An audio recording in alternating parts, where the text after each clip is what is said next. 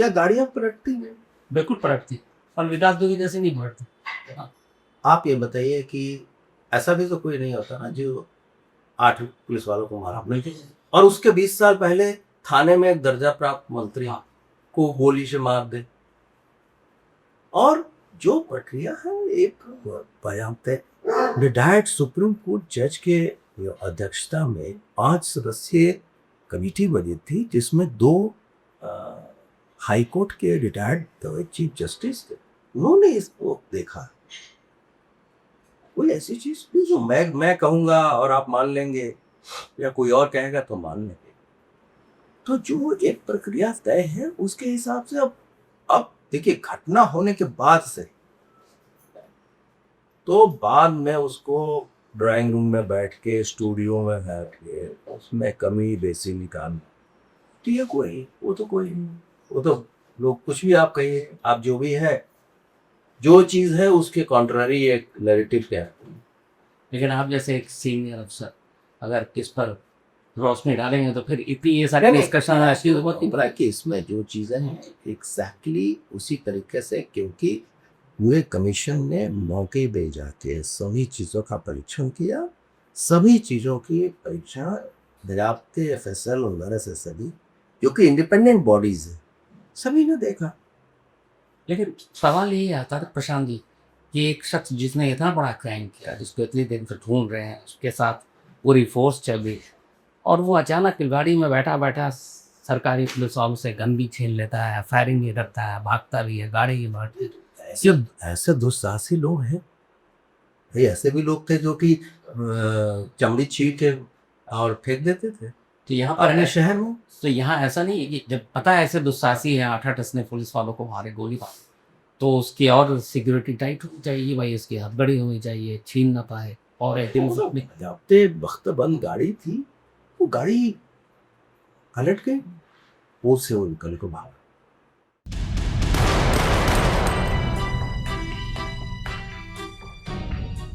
ठीक गाड़ी की तरह एक मोटरसाइकिल पलटी थी जो अतीक अहमद का बेटा असद 10 का एनकाउंटर हुआ था।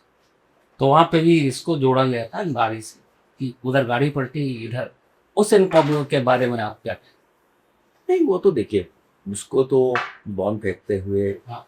और हत्या करते हुए पूरी दुनिया ने देखा। एक दिनों बाद करता हूँ भाई उसको कोई पूछता ही नहीं भाई वो कैसे कर रहा था आप लोग कहाँ थे। और ये भी तो उसमें जब ये घटना हुई तो ये भी तो था कि ये उसी दिन कॉन्वॉय आना था गुजरात से लेके उसको छुड़ाने जा रहा था। इस चीज को आप देखिए ना कि उसकी कितना दुस्साहसी है कि घटना करने के बाद से कहीं चला गया और जिस दिन वो गाड़ी उतने लंबे अगर मैं आपसे काउंटर क्वेश्चन अतीक अहमद को उस दौरान 3 बार लाए थे तब तो कभी गाड़ी उस समय का ये नैरेटिव चलने लगा गाड़ी तो नहीं पलट जाएगी। हाँ ये चल रहा था लेकिन किसी ने सोचा नहीं था कि गाड़ी तो नहीं पलटेगी मोटरसाइकिल पलट जाएगी। नहीं ऐसा चीजें घटनाएं दुर्घटनाएं होती रहती है। ये आपके वो सवाल था असल में जब ये उस वक्त इसकी तलाश हो रही थी जोरों शोर से, इनाम भी डिक्लेयर कर दिया गया था और जिस जगह पे इनकाउंटर हुआ जिस मोटरसाइकिल पर तो वहाँ क्राइम सीन्स कोई हेलमेट भी बरामद नहीं है। तो एक शख्स जिसको पूरी यूपी पुलिस ढूंढ रही है वो खुलेआम हाईवे पे बिना हेलमेट के अपना चेहरा दिखाते हुए भाग बड़ी जो आई 8 लोग जब वो बम फेंक रहे थे गोलियां चल तो बाल के उनको तो पता है हम ही कानून है। उस माफिया के से को बेल देने के मामले में 20-20 ऑनरेबल जजेस ने एक्यूज किया। वैसा समाज में वही तो मैं बोल रहा हूँ ना कि क्या ऐसी चीज है। तो जब 0 टॉलरेंस है और आप इतना दुस्साहस दिखा रहे हैं आप फायर करो उसके पास से फॉरेन मेड वेपन बरामद हो रहे हैं तो अब पुलिस तो कार्रवाई करेगी।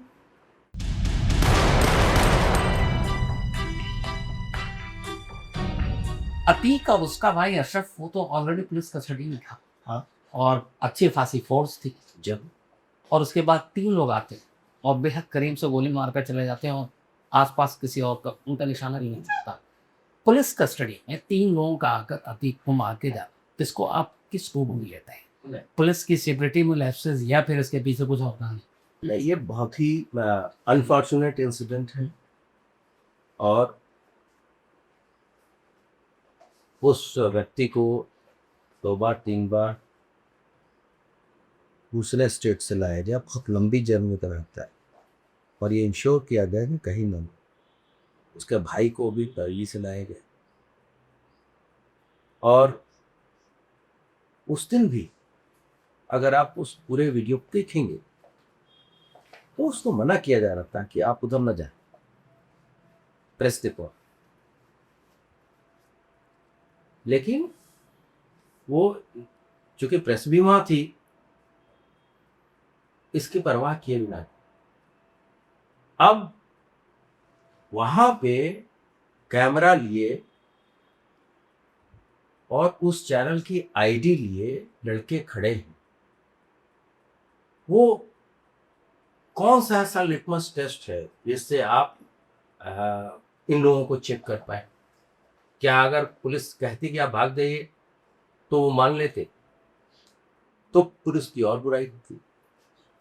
टाइमिंग और इन तीनों ने जिस तरीके से किया उसको लेकर सवाल होता है। टाइमिंग ये कि उससे जस्ट 1 दिन पहले या 2 दिन पहले असद का, और उसके बाद अब असद की बॉडी पहुंचाई जा रही है वहाँ। अब ये चल रहा था कि अतीक का बाप तो शामिल हों, लेकिन इसी दौरान में इन दोनों का एनकाउंटर हो जाता है। और हाँ, जैसे इसका कोई इनकाउंटर नहीं, इसी हत्या में मैं असद का एनकाउंटर कह रहा था। हाँ, हत्या। देखिए, असद और अन्य लोग ने तो एक ऐसे गवाह की हत्या की थी जिसमें कि वो कॉम्प्रोमाइज नहीं कर रहा था, जो इनका पुराना ट्रिक है कि अगर कोई प्यार से न माने तो उसको धमका के बोले। तो वो तो एक अलग मैटर है, वो तो हत्या का अभियुक्त जी वंचित अभियुक्त था जिसपे इनाम घोषित। इसमें तो मिस्टेकन आइडेंटिटी से कोई पत्रकार जेन्युइन पत्रकारों के बीच घुस के उसने इस तरह के कार्य को अंजाम दिया, जिसके एक तरह से पुलिस कस्टडी में हुआ, एक मर्डर नहीं हुआ। नहीं, पुलिस कस्टडी में हुआ। पुलिस ऐसा नहीं कि जानबूझ के वैसे ही कहीं घुमाने ले जा रही थी। ये डायरेक्शंस हैं कि शाम को जब आप उसको वापस कस्टडी में देंगे जेल में, तो मेडिकल एग्जामिनेशन अनिवार्य है, मैंडेटरी है, ऑप्शनल नहीं। आप उसको पूरा मेडिकल कराएंगे और जिस दर्जे का वो व्यक्ति था उस हिसाब से कराया गया कि आपको अस्पताल में ले जाके बुला के वहाँ के डॉक्टर से परीक्षण करा के फिर वहां से ले जाया गया था। इस पर मोटिव को लेकर भी सवाल था। तो उन तीनों ने जिस तरीके से गोली चलाने के बाद नारे लगाए और फिर ये लगाए पुलिस की तरफ से स्टेटमेंट, तो उन्हें मशहूर होना था, उन्हें पॉपुलर होना था, बस इसलिए उन्होंने उनको मारा। हाँ, नहीं, मोटिव की बात है, इन्वेस्टिगेशन हो, उसको राष्ट्रीय जांच में ही अभी ट्रायल भी चलता। ऐसा नहीं कि पुलिस ने कोई, उसमें बहुत सारे लोगों ने ये कहा कि साहब देखिए पुलिस ने उसको पकड़ लिया।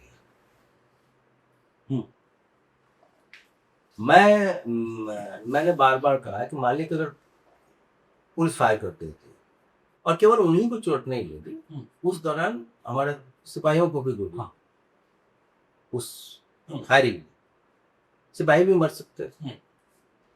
तीसरी बात कि अगर पुलिस वाले फायरिंग कर देते तो इसकी पूरे चांसेस है कि ये मर जाते। लेकिन उस दौरान वो जिस तरह की अफरा तफरी थी, वो फ्रैक्शन ऑफ द सेकंड की बात, उन्होंने गोली इस तरह की हथियार रख दिया। हाँ, इस तरह की कोई न तो आपने कभी किसी मूवी में देखी होगी, ना आप अपने सपने में सोचते होंगे, और ना जो लोग वहां पे पुलिस वाले मौजूद थे या जो पत्रकार मौजूद थे उनके लाइफ में आगे इस तरह की दोबारा सेम घटना होगी। ये तो सबके यहाँ एक अचानक हुई। उस समय पुलिस ने बहुत ही संयम बरतते हुए उसको गिरा के उसका वेपन भी कब्जे में लिया। तो अगर मार देते तो कैसे, आप देखिए, तो सब पहले से कहानी फिक्स था। पुलिस ने उसको भी खत्म कर ताकि कोई चीज पता न चले। गिरफ्तारी के और तारीख में पूछना चाहिए जितना बता पाया।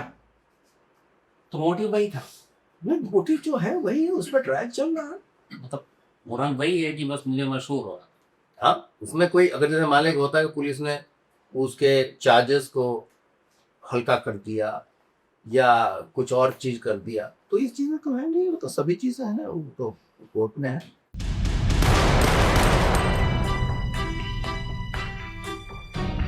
आपके टाइम में इन दोनों के अलावा एक मुख्तार अंसार, पूर्वांचल डॉन के नाम से मशहूर, की जेल में मौत हुई, जो हार्ट अटैक मेडिकल लीव में बताया गया।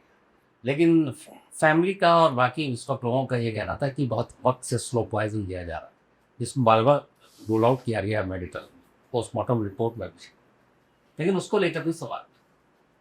तो ये वो स्ट्रेटजी का हिस्सा था, सफाया करना माफिया को तो नहीं, वो तो ऑलरेडी, तो मैंने कहा ना कि 6 सजाएं ऑलरेडी हो चुकी थी, इसमें से 2 लाइफ कन्विक्शन था उसमें। तो उसे इस जीवन में तो छूटना नहीं था, बेल नहीं होगा। अब जो जुडिशियल प्रोसेस है कि अपील होती, अपील के बाद से फिर ऑनरेबल सुप्रीम कोर्ट तक मामला जाता है। लेकिन और इसमें देखिए, ये तो बड़ी सिंपल, वो तो पुलिस से वो मतलब ही नहीं है उसका, वो तो जेल के अंदर का मैटर है। जेल अलग विभाग है जो कि गृह विभाग से अलग है। जेल के अंदर जो सिपाही रहते हैं उनका पुलिस से कोई लेना देना नहीं, उनके ऊपर किसी तरह का ऑपरेशनल और सुपरवाइजरी कंट्रोल पुलिस विभाग का या गृह विभाग का भी नहीं है। वो एक अलग कारागार विभाग है। और है तो यही राज्य में। नहीं नहीं, राज्य की बात अलग होती है। राज्य में तो सभी विभाग हैं, इतने विभाग है, सबके समन्वय से ही चलता है। लेकिन ये चीज तो, और उसके बाद अगर मान लिया कोई कहते साहब स्लो पॉइजन, तो 80 बार लगभग परीक्षण हुआ उसका। अगर आप पुराने रिकॉर्ड देखेंगे, बहुत बार, जितने बार कहा कि भाई हमें अच्छा नहीं कर रहा, तो मेडिकल जिस तरह के रिकमेंडेशन जेल के डॉक्टर से आए, वो अब उसका कराएंगे। उसके लड़के तो बजाते हैं, उसकी पत्नी जेल में पकड़ी गई। इसको कोई कहता है क्या भाई आप वो तालाब खुदवा के मछली पाल रहे थे, ये तो कोई नहीं मानता। आपने किसी को मारा 500 गोली, एक इलेक्टेड विधायक को 500 rounds of AK-47 were fired। और जो क्रिमिनल इतिहास है वो तो आप जाए सभी जानते हैं।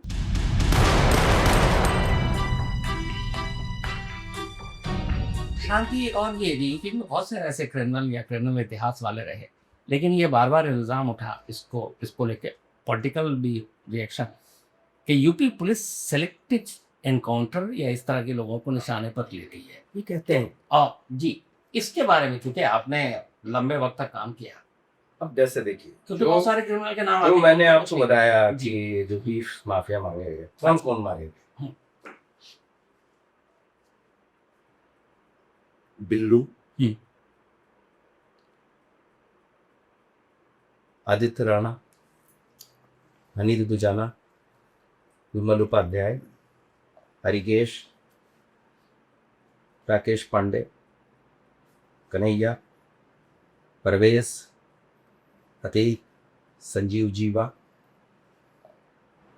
खानोवर।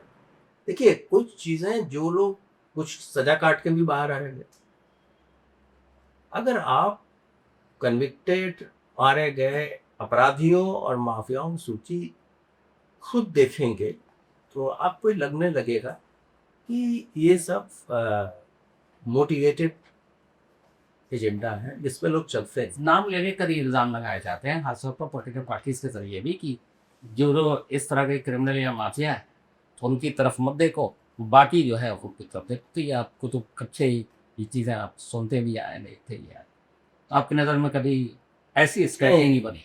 जो ना तो इसके बारे में पूरी सवाल कि कभी भी अपराधियों पे कार्रवाई करनी है, चाहे ये सरकार हो या इसके पहले भी, पुलिस विभाग को हम तो SP से लेके और शीर्ष पदों तक रह चुके।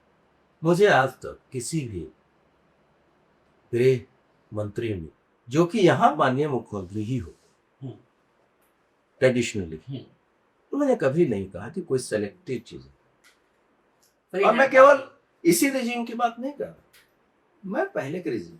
मतलब पुलिस को एकदम फ्री हैंड, चाहे कोई भी सरकार नहीं। के हिसाब से। अब ये कुछ अपनी राजनीतिक मजबूरियां रहती होंगी, लेकिन जब हम लोग नीचे के स्तर के थे तो उनकी चीज़ों का कोई हमें बहुत अंदाजा नहीं रहता था। लेकिन जैसे हम लोग एसएसपी थे और जो भी थे, वो कभी कोई, अगर आप कोई बदमाशी करता आप कर रहे, और हम लोगों ने तो निर्भीक होके पहले भी काम किया और बाद में भी काम किया। और ये तो ऐसा सौभाग्य है कि इस तरह के उसमें चीज़ें हुई जब इन चीज़ों को होना था।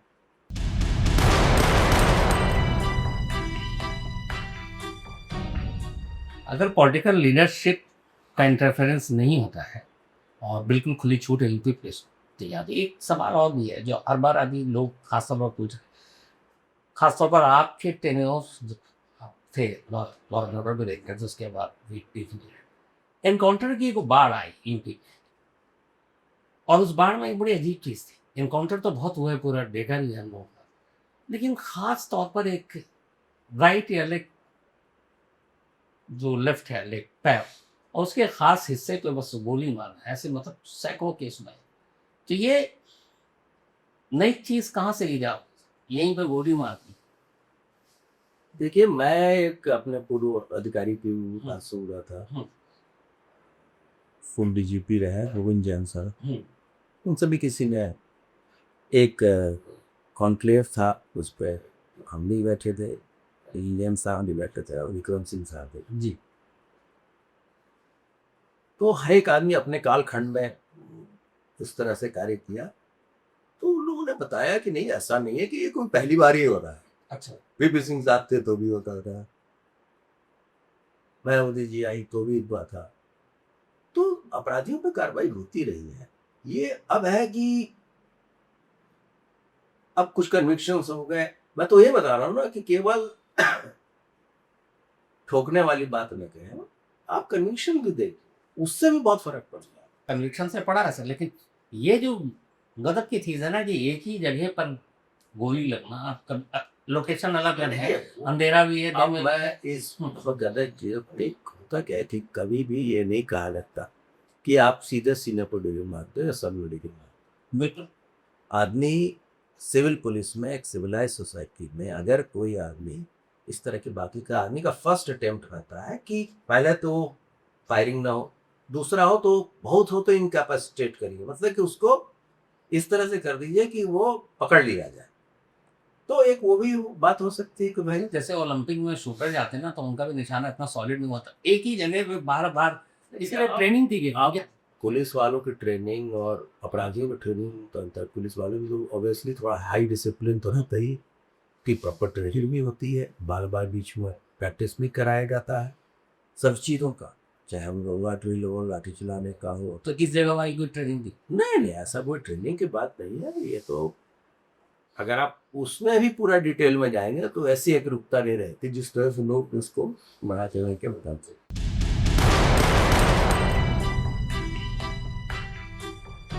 मैंने दोनों फेज देखे, अलग अलग वक्त में देखे, एक लंबा वक्त गुजारा पुलिस में। एक वक्त था जब इनकाउंटर होता था तो सवाल उठते थे, लोग बेचैन हो जाते थे। एक दौर ऐसा आया कि इनकाउंटर तो वो सवाल भी नहीं पूछता। इनकाउंटर कोई स्टेट पॉलिसी ना अभी है ना होनी चाहिए, ऐसी परिस्थिति नहीं आनी चाहिए।